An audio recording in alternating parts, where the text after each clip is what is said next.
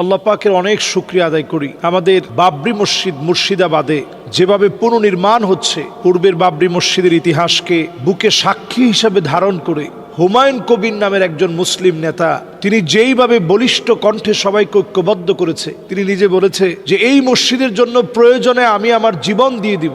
লক্ষ লক্ষ মানুষ মিলে কেউ ইট নিয়ে এসেছে, কেউ রড নিয়ে এসেছে, কেউ সিমেন্ট নিয়ে এসেছে। 280 কোটি টাকা বাজেট করলেও একদিনের ভিতরে এত পরিমাণ টাকা উঠেছে যা কল্পনার বাহিরে। একজনই 80 কোটি টাকা দিয়ে দিয়েছে, 1 কোটি টাকা দিয়ে দিয়েছে এমন লোক আছে। তো এইভাবে করে ছোট্ট ছোট্ট ইট মিলিয়ে বিশাল এলাকা জুড়ে মুর্শিদাবাদে গড়ে উঠবে বাবরি মসজিদ। যারা আমাদের বাবরি মসজিদকে ভেঙে দিয়ে মনে করেছে মুসলমানদের নামকে তারা মিটিয়ে দিতে পারবে, ভারত হচ্ছে সেই জায়গা যেখানে 900 বছর মুসলমানরা শাসন করেছে। এটা আমাদের পুরানো জায়গা, এটা আমাদের ভূমি, আমাদের কত কত ঐতিহ্য যা ভারতকে সমৃদ্ধ করেছে সবগুলো আমাদের। বাবরি মসজিদ তার একটি ছিল। দেখুন কখনো কখনো নামটা পর্যন্ত কিভাবে মিলে যায়। বাবরের সন্তান ছিল হুমায়ুন, তো এখনো যিনি নেতৃত্ব দিচ্ছেন ওনার নামও তো হুমায়ুন।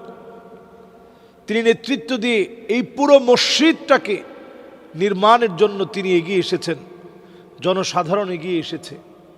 আমরা অত্যন্ত আবেগ আপ্লুত হয়েছি এই দৃশ্যগুলো দেখে। বৃদ্ধ বৃদ্ধ মানুষ এক একটা ইট নিয়ে আসতেছে আর মনে হচ্ছে যেন এটা মুসলমানদের একটা বিজয়। এমন একজন অন্ধ নারীকে আমি দেখেছি যার 2টা চোখ নেই, তিনি পর্যন্ত ইট নিয়ে আসছেন এবং সেই ইটগুলো ধরে ধরে দেখে দেখে তিনি প্রশান্তি লাভ করছিলেন যে বাবরি মসজিদের ইট আমি নিয়ে আসতে পেরেছি। অন্তত আমি চোখে না দেখলেও আমি স্পর্শ করতে পারছি। এই যে একটা আত্মিক প্রশান্তির জায়গা, সুবহানাল্লাহি ওয়া বিহামদিহি, আত্মিক একটা সমৃদ্ধির জায়গা, আত্মিক একটা প্রশান্তি লাভের জায়গা আমাকে অনুপ্রাণিত করেছে। ছোট বাচ্চা দেখেছি, যে বাচ্চা ছোট্ট একটা আদলি নিয়ে আসছে, নিতে গিয়ে কখনো কখনো পড়ে যাচ্ছে, আবার সোজা হচ্ছে, আবার পড়ে যাচ্ছে, আবার সোজা হচ্ছে। ছোট বাচ্চা থেকে শুরু করে আপনি দেখবেন পুরা মুসলমানদের ভিতরে যেন একটা গণজাগরণ শুরু হয়েছে। শুধুমাত্র মুর্শিদাবাদের মসজিদ দিয়ে এটা থেমে থাকবে না, এটা মুসলমানদেরকে ঘুমন্ত অবস্থা থেকে আল্লাহ তাআলা জাগ্রত করবেন।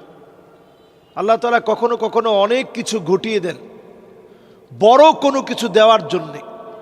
বাবরি মসজিদের মধ্যে যারা আঘাত করেছে, প্রথম যেই যুবক আঘাত করেছে তিনি কালেমা পড়ে মুসলমান হয়েছেন, সুবহানাল্লাহ বিহামদিহি। এই বাবরি মসজিদকে ঘিরে আপনারা দেখবেন মুসলমানদের নতুন একটা জাগ্রত হওয়ার সুযোগ চলে আসবে। বাবরি মসজিদ আমাদের চেতনা, প্রত্যেকটা মসজিদ যেন আমাদের চেতনা হয়। মসজিদগুলো যেন আমরা নামাজ দিয়ে জীবিত রাখি। হাদিসের মধ্যে নবী আলাইহিস সালাতু ওয়াস সালাম বলছেন, হাত্তা তুত্তাখাযাল মাসাজিদু তুরুকা, মসজিদের সামনে দিয়ে রাস্তা হবে, মুসলমানরা হেঁটে চলে যাবে, নামাজ পড়বে না। প্রিয় ভাইয়েরা, শেষ জামানার এই সময়ে নিজেকে নামাজি হিসাবে দেখেন, সেজদারত হিসাবে দেখেন, রুকুকারী হিসাবে দেখেন, আল্লাহর কাছে প্রশংসাকারী হিসেবে নিজেকে সবসময় সুপর্দ করেন। আল্লাহ রাব্বুল আলামিন আমাদের মুসলমানদের এই জাগ্রত করার জন্য নতুন যে একটি মুর্শিদাবাদে বাবরি মসজিদ হচ্ছে, এটা যেন আমাদের জাগ্রত হওয়ার জন্য নতুন একটা বার্তা দেয়।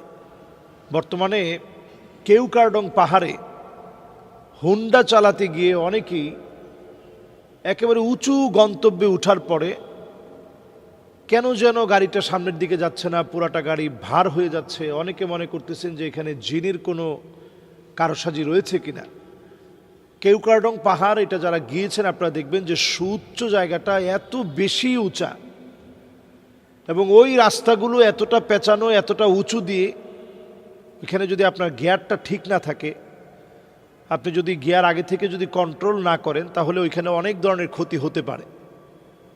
কিন্তু এটা নিয়ে সামাজিক যোগাযোগ মাধ্যমে অনেকেই ভিডিও করার কারণে এই বিষয়টা আমি সতর্কতার সাথে আপনাদেরকে বলবো যে যানবাহনে চড়তে গিয়ে বিপদ এড়ানোর জন্য যদি আপনি মনে করেন যে কোনো ধরনের ক্ষতি আপনাকে পেয়ে বসতে পারে। স্বাভাবিক, যেহেতু আমরা যানবাহনে উঠলে ক্ষতি তো হইতেই পারে। তো এই ক্ষতি থেকে বাঁচার জন্য হাদিসের ভিতরে প্রাপ্ত যে দোয়া পাওয়া যায়, আল্লাহু আকবার, আল্লাহু আকবার, আল্লাহু আকবার, সুবহানাল্লাযী সাখখারা লানা হাযা ওয়া মা কুন্না লাহু মুকরিনিন ওয়া ইন্না ইলা রাব্বিনা লামুনকালিবুন আল্লাহুম্মা ইন্না নাসআলুকা সাফারানা হাযাল বিররা ওয়াত তাকওয়া ওয়া মিনাল আমালি মা তারদা আল্লাহুম্মা হাওবিন আলাইনা সাফারানা হাযা ওয়াদবি আন্না বু'দা আল্লাহুম্মা আনতাস সাহিবু ফিস সাফার ওয়াল খলিফাতু ফিল আহল আল্লাহুম্মা ইন্নী আউযু বিকা মিন ওয়াসাইস সাফার ওয়া কাআবাতিল মানজার ওয়া সুইল মুনকালাবি ফিল মালি ওয়াল আহল। আপনারা যারা বিমানে চড়েছেন উমরায় যেতে দেখবেন যে খুব দারাজ কণ্ঠে এই দোয়াটা পড়তে থাকে। তো আমরা এই দোয়াটা পড়তে পারি, ইয়া নাফিউ ইয়া নাফিউ ইয়া নাফিউ, 21 বার আপনারা পড়ে নিতে পারেন। এবং আসলে সফরকালীন সময়ে একটু আল্লাহকে ডাকা, আল্লাহকে চেনার চেষ্টা করা। আমরা যারা কেওক্রাডং সহ অন্যান্য পাহাড় পর্বতে চড়ি অথবা একটু সফর করতে যাই, অনেকে সফরের উদ্দেশ্য সম্পর্কে জানি না। এই উদ্দেশ্য সম্পর্কে না জানার কারণে মূলত আমরা সফরে গিয়ে অনেক গুনাহের কাজ করে ফেলি এবং এতটা গুনাহে আমরা রত থাকি। এই জন্য আল্লাহ তাআলা বড় বড় পরীক্ষাও নিয়ে নেন। সফর কিন্তু এই জন্য না, শুধুমাত্র হাসি আনন্দের জন্য সফর না। সফর হতে হবে কুল সিরু ফিল আরদ ফানজুরু কাইফা বাদা আল খালক, জমিনের মধ্যে সফর করতে হবে, লক্ষ্য করতে হবে আল্লাহ কিভাবে সৃষ্টির সূচনা শুরু করলেন। সুম্মা আল্লাহু ইউনশিউন নাশআতাল আখিরা, আবার এগুলো সবগুলোর আল্লাহ তাআলা আখিরাতে ধ্বংস হওয়ার পরে যেটার প্রয়োজন হবে আল্লাহ তাআলা সাক্ষী হিসাবে দাঁড় করাবেন। এই জমিনটা কিন্তু আমাদের আমল নামার ব্যাপারে সাক্ষী হবে, আমাদের আমল নামার ব্যাপারে এই জমিন সাক্ষী দিবে। কাজেই যখন আমরা সফরে বের হব, কুসংস্কার থেকে আমাদের বের হতে হবে। এই যে হাতির জিরা আমার মসজিদ, এই হাতির জিলে একটা সময় মানুষের ধারণা ছিল যে এই মোড়ে কিছু হলেই গাড়ি অ্যাক্সিডেন্ট হয়, সেখানে বাচ্চার চিৎকার শোনা যায়।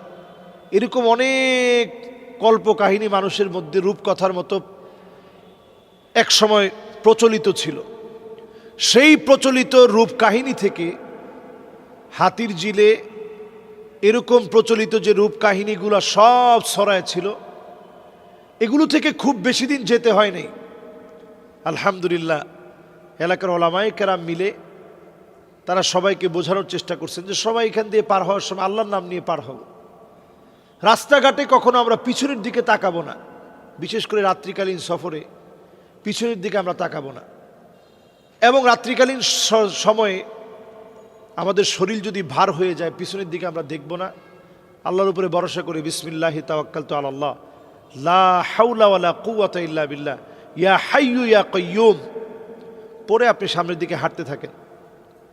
দিনের বেলাতেও ঠিক দুপুরের যে সময়টা, এই সময়টা একটু জিনের চলাচলের সময়। তো এই সময়টাতে স্বাভাবিক দু একটা হুন্ডা এদিক সেদিক হতে পারে, কারণ তারা অনেক সময় ভয়ভীতি সৃষ্টি করার জন্য এই জাতীয় কর্মকাণ্ড করতে পারে। তাই বলে এটাকে একেবারে রটনা হিসাবে যদি আপনি রটিয়ে দেন, তাহলে এটা আসলে একটা মুমিনের কাজ না। ইমানদারের কাজ হচ্ছে সব জায়গায় আপনি যখন যাবেন আল্লাহর উপরে তাওয়াক্কুল করে যাবেন, বিসমিল্লাহি তাওয়াক্কালতু আলাল্লাহ, আল্লাহর উপরে ভরসা করে আপনি যাবেন, আল্লাহর উপরে ভরসা করে আপনি পার হবেন। সকল কাজ আমরা আল্লাহর উপরে ভরসা করে আল্লাহ রাব্বুল আলামিনের কাছে সাহায্য চেয়ে আমরা কাজগুলো করব।